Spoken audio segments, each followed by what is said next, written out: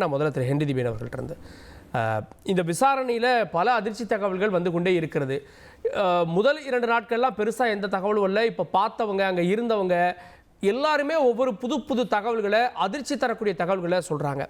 இந்த விசாரணை சரியான திசையில் போயிட்டுருக்கா? இன்னும் அங்கே இருந்தவங்களுக்கெல்லாம் என்ன நடந்துச்சு அப்படின்னு வெளியில் சொல்லக்கூடிய தைரியம் வந்திருக்கு அப்படின்னு பார்க்கணுமா?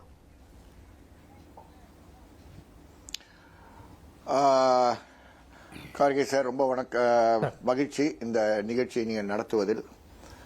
மிக தரமான ஒரு பேனலில் நீங்கள் ஒன்று சேர்த்துருக்கிறீங்க. நான் என்ன சொல்லுவேன்னா, இப்போ இன்னைக்கு நம்ம பேசிகிட்டே இருக்க நேரத்தில் திருப்புவனத்தில் ஒரு டிஸ்ட்ரிக்ட் ஜட்ஜ் அந்த என்கொயரியை 2வது நாள் நடத்தி கொண்டிருக்கிறார்.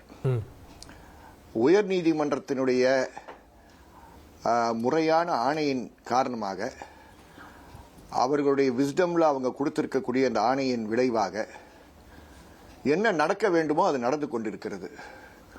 உண்மை என்னவென்பதை நீதிமன்றம் தெரிந்து கொள்வதற்காக ஒரு அருமையான கருவியை பயன்படுத்தி நேரடியாக காவல்துறைக்கு இதை விசாரணைக்கு ஒப்படைக்காமல், அதுக்கு ஒரு பொறுப்பான ஒரு மாவட்ட நீதிபதி அந்தஸ்தில் இருக்கக்கூடிய ஒரு பொறுப்பான அதிகாரியை நியமனம் பண்ணி, அவர் 2வது நாளாக பல சாட்சிகளை விசாரித்திருக்கிறார்கள்.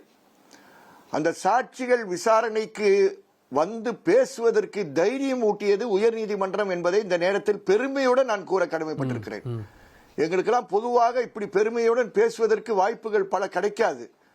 ஆகவே கிடைத்திருக்கக்கூடிய இந்த வாய்ப்பை நான் பயன்படுத்தி, எப்போ நீதிமன்றங்கள் மக்கள் பக்கம் நின்று பாதிக்கப்பட்டவர் பக்கம் நிற்கிறார்களோ, மக்களுக்கு நீதியின் பேரில் நம்பிக்கை ஏற்பட்டு, நீதிமன்றங்களின் பேரில் நம்பிக்கை ஏற்பட்டு அவர்கள் பேச முன் வருவார்கள் என்ற எடுத்துக்காட்டு தான் இன்று பேசுகின்றவர்கள் தைரியமாக வருவதற்கு காரணம். பல மணி நேரங்கள் பேசியிருக்கிறார்கள், பல விவரங்களை சொல்லி இருக்கிறார்கள். நமக்கெல்லாம் தெரியாத, நாங்கெல்லாம் மனுக்களில் சொல்லாத முழு விவரங்களையும் அவர்கள் சொல்லியிருக்கிறார்கள். தைரியத்தை நீதிமன்றம் கொடுத்திருக்கு என்பதை பெருமையுடன் கூறுகிறேன். அப்படிதான் இதை பார்க்க வேண்டும். நீங்க உட்பட எல்லாருமே சொன்ன தகவல் தான், அவர் டார்ச்சர் செய்யப்பட்டாரு, அடிக்கப்பட்டாரு, அந்த வீடியோ ஆதாரங்களை காமிச்சது எல்லாமே நீதிமன்றத்தில். புதிய தகவல் அப்படின்றது என்ன? அவருக்கு வந்து கஞ்சா கொடுத்து அவரை டார்ச்சர் பண்ணியிருக்காங்க அப்படின்ற ஒரு புதிய தகவல் தெரிய வந்திருக்கு. வேற என்ன இருக்கு சார்? நான் எந்த விதத்திலையும் நான் நேரடியாக நீதிபதி நடத்தி கொண்டிருக்கக்கூடிய விதத்தில் நான் தலையீடு செய்யவில்லை. எங்களுடைய அலுவலகத்தை சார்ந்த வழக்கறிஞர்கள் அங்க பொதுமக்களுக்கு தைரியமூட்டி, நீதிபதியிடம் அவர்களுக்கு தெரிந்த உண்மைகளை மட்டும் கூறுங்கள் என்று கேட்டிருக்கிறோம். அவர்கள் தைரியமாக வராங்க. ஆட்டோ ரிக்ஷாவாலஸ் வராங்க, பல கடைக்காரங்க வராங்க. அன்னைக்கு கோயில்ல தரிசனம் பண்ணுவதற்காக வந்த பல டெம்பிள் விசிட்டர்ஸ் அவங்க எல்லாம் பேசியிருக்காங்க. ஆகவே மக்கள் தைரியமாக பேசுவதற்கு ஒரு சூழல் உருவாக்கி இருக்கிறது உயர் நீதிமன்றம். அந்த சூழல் தான் மக்கள் உண்மையை பேசுவதற்கு காரணமாக இருக்கு. மக்கள் மத்தியில் தைரியம் இருக்கு என்பதை கூற விரும்புகிறேன். நான் இன்னைக்கு காலையில அதோடைய விளைவாக நான் என்ன பார்க்கிறேன்னா, பல இடங்களில் பல கஸ்டோடியல் டெத், இந்த 30 பட்டியல் சொல்றோம் பாத்தீங்களா, இந்த 31 கேஸ் சொல்றோம் பாருங்க, அதுல 24, அந்த பட்டியல் 24 நாங்க வச்சிருக்கக்கூடிய எங்கள் மதுரையை சார்ந்த இட்லி கார்த்திக் என்றவர் அடித்து கொலை செய்யப்படுகிறார். அவருடைய வீட்டிற்கு ஆட்களை அனுப்புகிறார்கள். அந்த இறந்து போன கார்த்திக்குடைய 2 சாட்சிகள் இருக்கிறார்கள். அவர்கள் இருவருக்கும் பலர் இன்று அழுத்தம் கொடுத்து தயவு செய்து வேற எந்த பிரச்சனை உண்டாக்கிறார்கள் என்றெல்லாம் கூறுகிறார்கள். காவல்துறையில் இதுவரை இது போன்ற தவறான செயலில் ஈடுபட்டவர்களுக்கெல்லாம் சவால் விடுகின்ற பல சம்பவங்கள். தேவதானப்பட்டி நீங்க கேள்விப்பட்டிருப்பீங்க. அந்த தேவதானப்பட்டி ரமேஷ் இன்னும் என் அலுவலகத்தில் தான் இருக்காரு. பயத்தின் காரணமாக நான் அப்படி நடுங்கி கொண்டிருக்கக்கூடிய ஒரு நபரை நான் பார்த்ததே கிடையாது. ஏன், ஜனவரி மாசம் 14ஆம் தேதி ஒரு சம்பவம் நடந்திருக்கு. அது ஒரு சிசிடிவி கேமரா ஃபுட்டேஜ் வெளியே வந்திருக்கு. அவருக்கு அடி பயங்கரமாக, அந்த சிசிடிவி நீங்க எல்லாம் பார்த்திருப்பீங்க, அதனால அதை பத்தி நான் குறிப்பிட்டு கூற தேவையில்லை. ஒரு இன்ஸ்பெக்டர் ஆஃப் போலீஸ் படுத்து இருக்கக்கூடிய போலீஸ் ஸ்டேஷன்ல காலில் விழுந்து மன்னிப்பு கேட்டுட்டு இருக்கக்கூடிய, பயத்தில் இருக்கக்கூடியவரை காலால் எட்டி உதைக்கிறார். கம்பள அடிச்சதெல்லாம் நீங்க பார்த்திருப்பீங்க. அவர் என் பக்கத்துல வச்சுக்கிட்டு இன்னொரு டிவியில அவங்களுக்கு தெரியாம இந்த வீடியோ மட்டும் போட்டாங்க. நான் சொன்னேன், நீங்க வீடியோ போட்டிருக்கவர் என் பக்கத்துல அமர்ந்திருக்காருன்னு எடுத்து அவரை நான் காட்டினேன், அந்த டிவியில காட்டினேன். அவர் கை நடுக்கத்துடன் நின்று கொண்டிருந்தார் என்பதை நான் இந்த நேரத்தில் கூற விரும்புகிறேன். சித்திரவதையால் பாதிக்கப்படுபவர்கள் எந்த அளவுக்கு பயப்படுவார்கள் எந்த அளவுக்கு இந்த சிஸ்டத்தோட நாங்க தூரத்துல இருந்தா நிம்மதியா இருப்போன்றது வந்து வசதியானவர்கள் இல்ல, ஏழைகள் எப்பொழுதும் அந்த நிலையில் தான் இருக்கிறார்கள். அந்த பிரச்சனை வெளிச்சத்துக்கு வந்ததுக்கு அப்புறமா, இன்னைக்கு இதுதான் நடந்திருக்குன்னு தெரிஞ்சதுக்கு அப்புறமா இன்னும் அதுல அதிகாரம் செலுத்த முடியும், ஆதாரங்களை கலைக்க முடியும், மிரட்ட முடியும் அப்படின்ற ஒரு துணி இருக்காதுல. அதாவது இப்ப இருக்கக்கூடிய துணி வந்து நம்ம நேர்மையா சொல்லணும், மிரட்டுவது கிடையாது, எப்படியாவது அதை விண்ணோர் பண்ணி அதை அமைதிப்படுத்த முடியுமான்றது அவங்களுடைய போக்கா இருக்கு தவிர அவர்களை மிரட்டுவதுன்றது இன்னைக்கு இல்லை அப்படின்றத ஏத்துக்கணும். ஏன்னா உயர் நீதிமன்றத்தினுடைய ஆணையுடைய தாக்கம் கொஞ்ச நாள் கண்டிப்பா இருக்கும். அதனால அது போற வரைக்கும் அந்த மிரட்டல் வராது என்பது என்னுடைய நம்பிக்கை. ஓகே, நான் திரும்ப நிறைய விஷயங்கள் பேச வேண்டியது.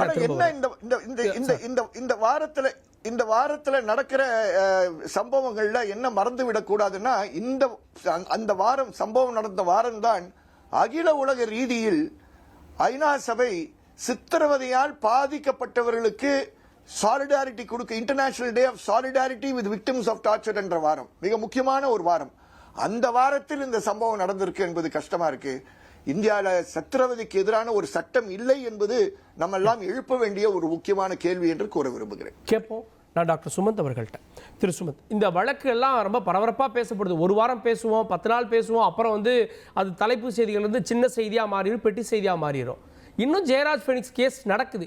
ஏன் நடக்குதுன்னே தெரியலன்னு அந்த குடும்பத்தினர் சொல்றாங்க. இந்த காவல்துறையினர் சார்ந்த வழக்குகள் நாளாகவும் அதில் ஆதாரங்கள் அளிக்கப்படுது, மிரட்டப்படுறோம், இல்லை நீர்த்து போக செய்யப்படுறோம் அப்படின்ற குற்றச்சாட்டு இருக்கு. இந்த வழக்கை அப்படி பார்க்குறீங்களா? காவல்துறை சார்ந்த வழக்குகள் மட்டும் அல்ல. முதல்ல திரு ஹென்றி டிஃபேன் அவர்கள் பல ஆண்டு காலமாக மனித உரிமை மீறல்களை எதிர்த்து குரல் கொடுத்து கொண்டிருக்கிறார் தமிழ்நாட்டில். அதுக்கு நான் தலை வணங்கி அவருக்கு வாழ்த்துக்களை தெரிவிக்கிறேன். ஏன்னா அரசியல் பாரபட்சம் பார்க்காமல் இத்தகைய ஒரு முக்கிய பணி செய்வது அப்படிங்கிறது ரொம்ப ரொம்ப ஒரு முக்கியம். ஒவ்வொரு மாநிலத்துக்கும் அது அவசியம். அந்த பணியை அவர் செய்து கொண்டிருக்கிறார். சரி, இப்போ நம்ம இந்த இஷ்யூக்கு வரலாம். கோர்ட்டில் டிலேஸ் அப்படிங்கிறது அக்ராஸ் த சிஸ்டம் இருக்கு. ஒரு பெரிய அரசியல் தலைவருக்கு எதிராக இருக்கிற கேஸில் சாட்சியங்கள் கலைக்கப்படுகின்றன. காவல்துறைக்கு எதிராக இருக்கக்கூடிய கேஸில் சாட்சியங்கள் கலைக்கப்படுகின்றன. ஒரு பிரபல ஒன்றுமே இல்லைங்க, ஒரு ரோடு ஆக்சிடென்ட்டு, ஒரு பணக்கார வீட்டுக்குள்ளே வந்து ஒரு காரை ஓட்டி யாரையோ அடித்து கொண்டுடுறாரு. உடனே ஒரு 2 மாதம் கழிச்சு யாரோ ஒருத்தர் வந்து நான் தான் வண்டி ஓட்டினேன்னு சொல்லிட்டு உட்காந்துருக்கிறாரு, டிரைவர்னு சொல்லிட்டு. நடக்கிறது இல்லையா? ஸோ இது வந்து வெறும் காவல்துறைக்கு எதிராக மட்டும் நான் சொல்ல மாட்டேன். ஆனால் காவல்துறைக்கு எதிராக என்ன ஒரு சிக்கல் இருக்கிறது என்றால், இந்த ப்ராசிக்யூஷனுடைய இன்ட்ரெஸ்டே வந்து அந்த கேஸை நடத்துறதுல ஒரு காலப்போக்கில் அது குறைஞ்சிது. ஸோ நம்ம பார்த்துருக்கிற பல விஷயங்கள் நம்ம பார்த்தோம்னா, நீங்கள் சாத்தாங்குளத்தை சொல்றீங்க, பட் சாத்தாங்குளத்தை போன்று பிரபலம் ஆகாத நூற்றுக்கணக்கான கேசஸ் இன்னும் ஓடிக்கிட்டே இருக்கு கோர்ட்ல. ஸோ நம்ம ஊர்ல வந்து ஃபெயிலியர் ஆஃப் த ஜஸ்டிஸ் சிஸ்டம்ங்கிறத நம்ம முதல்ல ஏத்துக்கணும். ஏன்னா justice delayed is justice denied. நீங்க 25 வருஷம் கழிச்சு ஒரு வேர்டிக்ட் கொடுக்கறதுல வந்து ஒன்றும் அர்த்தம் கிடையாது பெரும்பாலான கேசஸ்ல. ஸோ அது ஒரு பிரச்சனை. ஆனால் ஒன்று, காவல்துறை அத்துமீறல்களை பொறுத்த வரைக்கும் a lot of it is depending on the political leadership of the state. அது வந்து நம்ம எல்லாரும் ஒத்துக்கணும். காவல்துறையை பொறுத்த வரைக்கும் சிவப்பு லைன், ரெட் லைன் அப்படின்னு ஒன்று வைப்பாங்க. அது காவல்துறை மூத்த அதிகாரிகள் டிஜிபி லெவல்ல வைப்பாங்க. இல்லாட்டி அரசியல் அவங்களுக்கு மேல இருக்கிற ஹோம் செக்ரட்டரி லெவல்ல வரும், இல்லாட்டி அவங்களுக்கு மேல இருக்கிற ஹோம் மினிஸ்டர் லெவல்ல வரும், இல்லைன்னா சிஎம் லெவல்ல வரும். இவர்களுடைய இன்ஸ்ட்ரக்ஷன்ஸ் எவ்வாறு இருக்கிறதோ அதனுடைய அடிப்படையில் தான் காவல்துறை வந்து ஒரு பொழுதும் இவங்க சொல்றதெல்லாம் கேட்காமையே இருப்பாங்க அப்படின்னு கிடையாது. ஒரு ரெட் லைன், எது அக்செப்டபிள், எந்த தவறுகளை நீங்கள் செய்தால் நான் கண்டுகொள்ள மாட்டேன், இதை தாண்டி நடக்கும் தவறுகளை நான் எக்காரணம் கொண்டும் ஏற்றுக்கொள்ள மாட்டேன். இந்த மெசேஜ் வந்து அந்த காவலர்கள் அனுப்ப வேண்டிய பொறுப்பு வந்து மேலதிகாரிகளுக்கு இருக்கு. அவங்களுக்கு அந்த மெசேஜ், அந்த செய்தியை கொடுப்பது அரசியல் லீடர்ஷிப் உடைய, அதாவது சிஎம்ஓ, ஹோம் மினிஸ்டரோ, ஹோம் செக்ரட்டரி, அதிகார ரீதியாக ஹோம் செக்ரட்டரியோ அந்த மெசேஜை கொடுக்கணும். இந்த மெசேஜ் ஸ்ட்ராங்காக சென்றால் அது எப்படி அந்த மெசேஜ் அனுப்ப முடியும்? 2-3 கேஸ் எடுத்து கடுமையான நடவடிக்கை எடுங்க. ஒரு ஏடிஜிபி டிஜிபி ரேங்க் இருக்கிற ஆபீசரை நீங்க சஸ்பெண்ட் பண்றீங்க இல்ல டிஸ்மிஸ் பண்றீங்க சர்வீஸ்னா எல்லோருக்கும் அந்த மெசேஜ் வந்துடும். நாளைக்கு மற்ற காவல்துறையினரும் வா ஏடிஜிபிக்கு இந்த கதி தான், நமக்கு இந்த மாதிரிலாம் மீறினாக்க பிரச்சனை வரும், அதனால் சட்டத்திற்கு உட்பட்டு தான் நாம் செயல்பட வேண்டும் அப்படிங்கிற எண்ணம் வரும்.